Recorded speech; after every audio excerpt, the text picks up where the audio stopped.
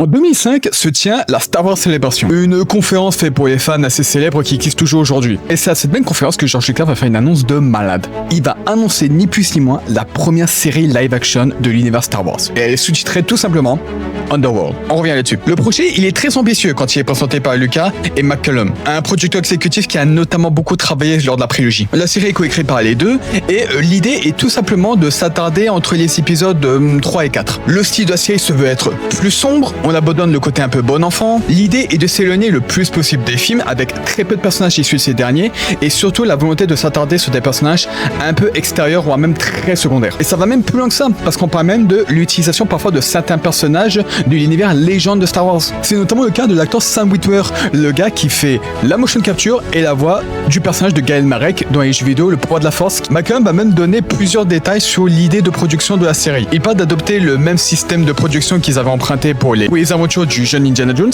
à savoir que chaque épisode de la série était un peu traité comme étant un mini-film. Une histoire personnelle, des acteurs différents, un style de fond bien à lui et un budget assez conséquent. Ah, on y vient là au problème principal. Le budget était conséquent. Pour vous dire, l'estimation totale de chaque épisode s'élevait à 30 ou 40 millions par épisode. Et encore, je vois pas que d'une seule saison, parce que Lucas, lui, partait carrément sur une étendue de 400 épisodes sur, je sais pas, une dizaine de saisons pas loin. Le projet était trop coûteux, très peu de chaînes voulaient s'investir dans ce projet-là, parce qu'il faut pas oublier qu'en 2005, Lucasfilm n'appartient pas à Disney et que donc la police d'assurance de la maison aux grandes oreilles, elle n'est pas là. Et donc très vite, le projet va tout simplement être abandonné faute de financement. Et c'est pas forcément quelque chose de mauvais, parce que c'est notamment grâce à cette annulation que Lucasfilm pourra bénéficier du rachat de Disney. Mais ne vous en faites pas, parce que Underworld, dans un sens, ça existe. Parce que la plupart des idées qui ont été écrites pour cette série-là, ils ont été réutilisées par la suite. Star Wars Rebelle, il y a du Underworld. Rogue One, il y a du Underworld. Solo, ou encore, je sais pas moi, Andor, il y a des idées d'Underworld dedans. La seule chose qui nous reste aujourd'hui, c'est quelques tests écrans qui ont été